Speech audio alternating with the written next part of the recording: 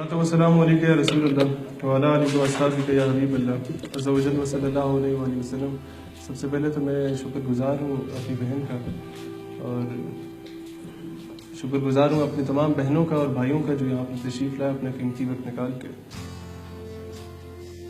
اگر میں خراج تحسین پیش کرنے سے شروع کرنا چاہوں شہدائے کشمیر کو یا شہدائے افواج پاکستان کو، یا وہ لوگ جنہوں نے سرحدوں پر اپنی جانوں کو نذرانہ دیا، میں بے ساختہ میرے منہ سے وہ الفاظ نکلتے ہیں کہ ہم تختہ و تخت میں سے ایک چنا کرتے ہیں، ہم جب شان سے دنیا میں جیا کرتے ہیں، تو کیا چیز ہے بندوق کسے کہتے ہیں، ہم تو ٹینکوں کی صفیں چیر دیا کرتے ہیں۔ اور جب ان جوانوں سے، ان مجاہدین سے پوچھا جاتا ہے کہ آپ کو شہادت کا درس کب سے ملا، جواب میں کہتے ہیں اور اسی وقت سے ملتا ہے شہادت کا سبق جب اپنی ماں کی گود سے دودھ پیا کرتے ہیں۔ دوستان ذی الوقار، مسئلہ کشمیر آپ سب کے سامنے ہے۔ اب اس کا سلوشن کیا ہونا چاہیے؟ نمبر 1 جو ہم لوگ ہمیشہ کہتے ہیں یونائٹڈ نیشن کی قراردادوں پر اور فلانا ٹمکانا، وہ آپ بھی بہت اچھی طرح جانتے ہیں، ہم بھی بہت اچھی طرح جانتے ہیں۔ جب ایک بندہ پیار سے نہیں مانتا، جب بچہ پیار سے نہیں مانتا تو ماں اسے 2-4 لگاتی ہے۔ تو اسی طرح جب دشمن پیار سے نہیں مانتا تو اسے کبھی ناشتے کے لیے بلانا پڑتا ہے لاہور میں، اگلی بار ہم پشاور بلا دیں گے۔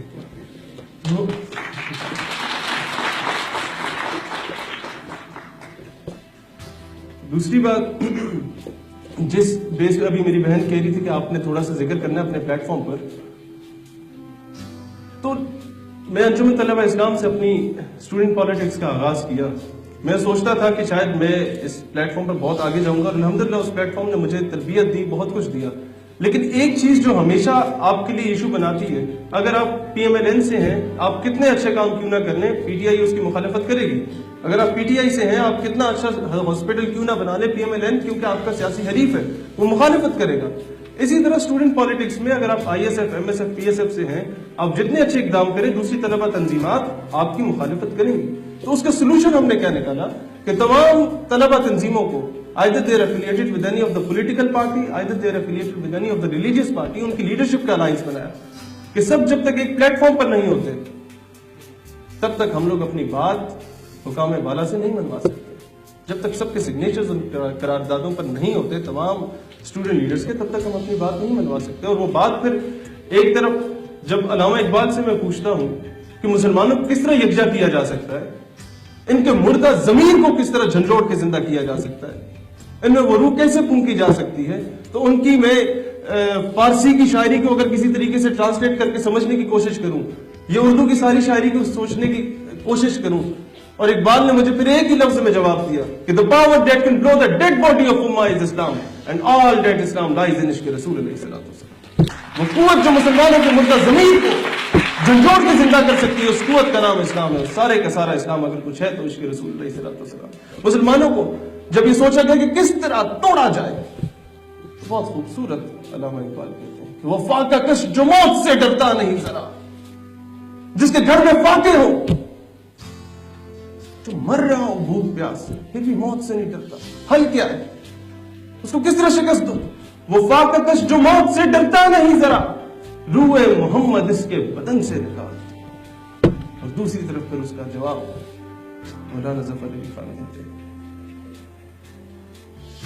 کہ اخوت اس کو کہتے ہیں، چبے کانٹا جو کابل میں، تو ہند کا ہر پیر و جواں بےتاب ہو جائے۔ کہ مسلمان ایک جسم کی مانند ہے، فلسطین میں ظلم ہوتا ہے، ہماری فلائٹ ڈائریکٹ فلسطین جا ہی نہیں سکتی، جا سکتی ہے تو واپس بھی نہیں آ سکتی، لیکن وہاں پر ظلم ہوتا ہے تو یہاں کا مسلمان تڑپتا ہے۔ لبنان میں ظلم ہوتا ہے تو یہاں کا مسلمان تڑپتا ہے، ایران میں ظلم ہوتا ہے تو یہاں کا مسلمان تڑپتا ہے، عراق میں ظلم ہوتا ہے تو یہاں کا مسلمان تڑپتا ہے، افغانستان میں ظلم ہوتا ہے تو یہاں کا مسلمان تڑپتا ہے، کشمیر میں ظلم ہوتا ہے تو یہاں کا مسلمان کبھی سید صلاح الدین کی صورت میں ابھرتا ہے، کبھی حافظ سعید کی صورت میں ابھرتا ہے۔ اب کیا وجہ ہے؟ میں کہتا تھا ڈرو اس وقت سے جس دن ہم لوگوں نے حافظ سعید کو ڈس آن کر دیا۔ معذرت کے ساتھ یہاں پر شاید اداروں کے ایک دو لوگ ہماری طرح بن کے آگے ہوں، ڈرو اس وقت سے، میں کہتا تھا، لیکن وہ وقت شاید پہنچا کہ ہماری قوم نے جس کو انیشیٹ کیا این پی او سے ڈس اون کیا، جہاد افغانستان سے لے کے آج تک. بھائی آپ فورن کنٹریز میں جا کے کیوں کہتے ہیں حافظ سعید آپ کے لیے خطرہ ہے؟ آج ہم سے پوچھا جاتا ہے کہ کیا حافظ سعید آتنکوادی ہے؟ میں کہتا ہوں یار، اگر مظلوموں کی آواز اٹھانا اس کو تم آتنکوادی کہتے ہو تو ہم سب آتنکوادی ہیں. اگر اس کو تم دہشت گردی کہتے ہو تو پھر ہم سب دہشت گرد ہیں.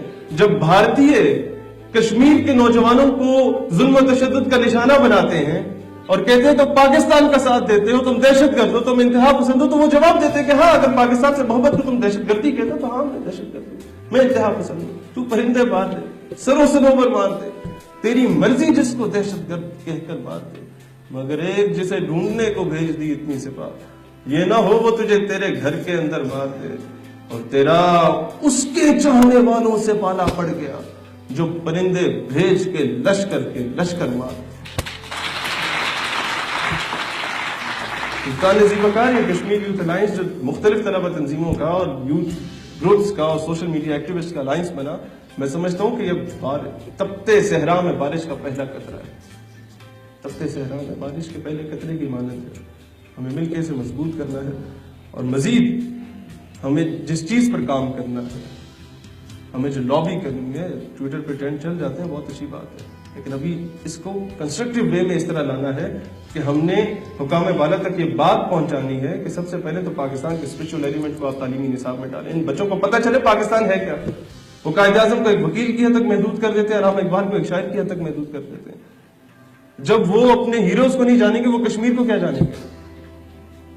آج یہ المیہ ہے کہ ایک سوشل میڈیا ایکٹیوسٹ اٹھ کے کہتا ہے کہ جی ایک عاشق رسول غازی علم الدین شہید کا ایک ٹاپک تعلیمی نصاب میں وہ نکال دیا جائے. میں نے کہا اسے نکال دو، نظریے کو نکال دو، پیچھے بچتا ہی کچھ نہیں ہے.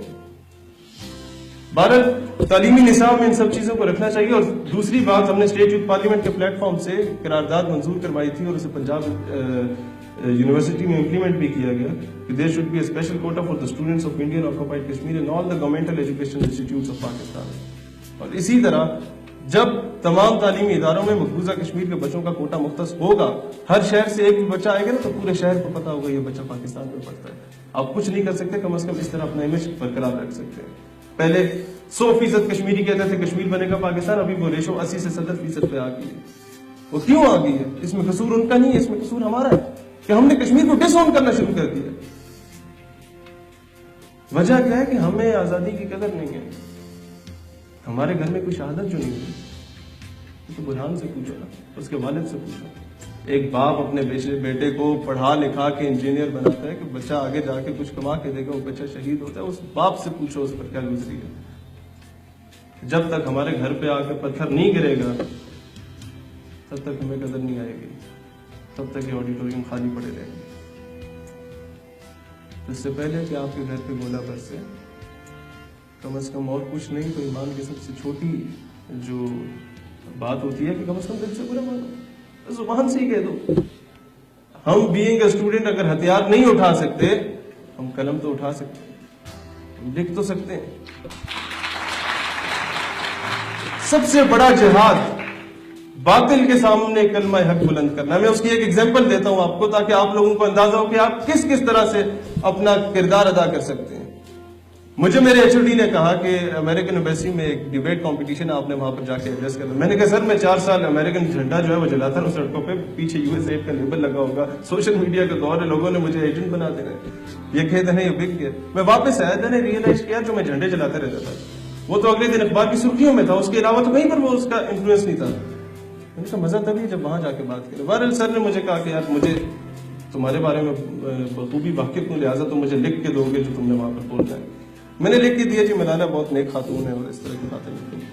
تو وہاں پر گیا تو تقریر کچھ اور تھی، اور امریکن ایمبیسیڈر کے سامنے 4 منٹ کی تقریر میں نے افغانستان سے لے کے فلسطین سے لے کے کشمیر کے مسلمانوں کی آواز اٹھائی اور ان کے سامنے ناموس رسالت صلی اللہ علیہ وسلم کا دفاع کیا. When I left the auditorium تو آگے سے زیادہ آڈیٹوریم میرے پیچھے خالی تھا. کم از کم اس طرح تو آپ آواز اٹھا سکتے ہیں. باپ نوجوانوں کے لیے اقبال کیا فرماتے ہیں، میں وہ پیغام دینا چاہوں گا کہ شراب کہن پھر پلا ساقیا، وہی جام گردش ملا ساقیا، مجھے عشق کے پر لگا کر اڑا، میری خاک جگنو بنا کر اڑا، خرد کو غلامی سے آزاد کر، جوانوں کو پیروں کا استاد کر، ہری شاخ ملت تیرے دم سے ہے، نبض اس بدن میں تیرے دم سے ہے، تڑپنے پھڑکنے کی توفیق دے، دلے مرتضیٰ سوز صدیق دے، جگر سے وہی تیر پھر پار کر، تمنا کو سینوں میں بیدار کر، تیرے آسمانوں کے تاروں کی خیر، زمینوں کے شب زندہ داروں کی خیر، جوانوں کو سوزے جگر بخش دے، میرا عشق میری نظر بخش دے، میرا عشق میری نظر بخش دے۔ انسان عزیز وقار، حضرت اقبال سے میں پوچھتا ہوں کہ ساری ابھی میں بار بار اقبال کی طرف کیوں لا رہا ہوں ساری باتیں؟ Number 1 if I am not wrong Iqbal بھی کشمیری تھے، اسی طرح نمبر 2 اقبال ہمارے سیاسی قائد نہیں تھے، وہ ہمارے روحانی قائد تھے، سر اس میں کوئی شک تو نہیں؟ اقبال کو جہاں سے اٹھا کے لیک تو بات اینڈ پہ حضور صلی اللہ علیہ وسلم کی محبت بتاتی ہے۔ شکوہ جواب شکوہ کو آپ کلام سمجھتے ہیں، میں اسے نعت سمجھتا ہوں۔ شاید کوئی بھی غزل کوئی بھی نظم لکھتا ہے تو اس کے آخری شعر میں وہ سارا کچھ بیان کر دیتا منظر کہ میں نے لکھا کیوں ہے۔ آخر میں ان سے پوچھنے کہ بھئی آپ کہنا کیا چاہتے تو کہتے ہیں مثل بو قید ہے غنچے میں پریشان ہو جا، رخت بردوش ہوائے چمنستاں ہو جا، ہے تم مایا تو ذرے سے بیاباں ہو جا، نغمہ موج سے ہنگامہ طوفاں ہو جا، قوت عشق سے ہر پست کو بالا کر دے، دہر میں اس میں محمد سے اجالا کر دے۔ عقل ہے تیری سپر عشق ہے شمشیر تیری، میرے درویش خلافت ہے جہانگیر تیری، ماں سوا اللہ کے لیے آگ ہے تقدیر تیری، تو مسلمان ہو تو تدبیر ہے تقدیر تیری، کی محمد سے وفا تو نے تو ہم تیرے، یہ جہاں چیز ہے کیا لوح و قلم تیرے، صلی اللہ تعالی علیہ وآلہ وسلم۔ اور ایک پر میں میرے بھائی اور بہنوں یہی کہنا چاہوں گا کہ اینٹی وینگس وی آر یونائٹڈ، ہم اکٹھے نہیں ہو سکتے، ہم نعرے بہت اچھے لگا دیں گے، ہم تقریریں بھی بہت اچھی کر لیں گے، لیکن یونٹی سب سے پہلے ہے کہ جب تک تمام مکاتب فکر کے نوجوان، جب تک تمام سیاسی و مذہبی جماعت کے علاقہ نوجوان اپنے سیاسی و مذہبی اختلافات کو پس پشت رکھ کے ایک پلیٹ فارم پر اکٹھے نہیں ہوتے، تب تک نہ امن کا قیام پاسبل ہے نہ باقی چیزیں پاسبل ہیں۔ اور میں ایک چیز کا جواب دینا چاہتا ہوں، اس سے پہلے اس سیمینار سے پہلے جو آل پارٹیز کانفرنس کال آن کی گئی تھی، ایک دوست نے ذکر کیا تھا بلوچستان کا کہ ہندوستان سے جب کشمیر کی بات کی جاتی ہے وہ بلوچستان میں آتا ہے۔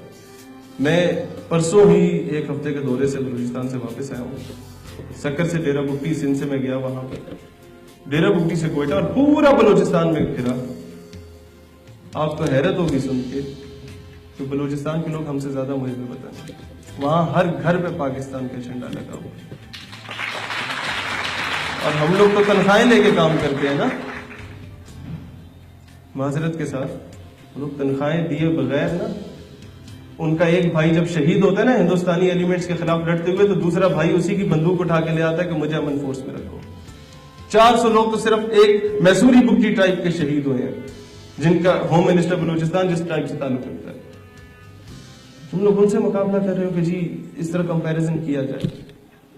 ہندوستان کو ان کے ایلیمنٹس کو بلوچستان سے بھگانے کے لیے فوج کی بھی ضرورت نہیں ہے، نہ ایف سی کی ضرورت ہے، نہ لیویز کی ضرورت ہے، وہ بلوچ خود ہی اتنے طاقتور ہیں۔ میں وہاں پر جا کے ڈیرہ بگٹی میں نے یہ بات کی تھی کہ برامداغ کو وہاں ہزاروں کا مجمع تھا، 5-7 ہزار وہاں پر لوگ تھے اور 2 دن کے شارٹ نوٹس پہ اکٹھے ہوئے، ہزاروں کے مجمع میں نے برامداغ بگٹی کو اسی کے علاقے میں کہا کہ تم یہاں پر سرفراز بگٹی یا عطا اللہ کلپر وغیرہ سے کیا مقابلہ کرو گے؟ میں ڈیرہ بگٹی سے الیکشن کنٹیسٹ کرتا ہوں، تم جیسے پنجابی کہتے ہو یہ بلوچ اس پنجابی کو ووٹ دے دے گا لیکن ملک کے غدار کو ووٹ نہیں دیتا۔ لہٰذا میں مودی کو دعوت دیتا ہوں، تم مجھے شہر بتاؤ بلوچستان کا، میں تمہیں لے کے جاتا ہوں، مجھے گھر دکھانا جس گھر پہ پاکستان کا جھنڈا نہ لگا ہو۔ پاکستان ہمیشہ زندہ باد، اور انشاءاللہ کشمیر بنے گا پاکستان۔ بہت بہت شکریہ۔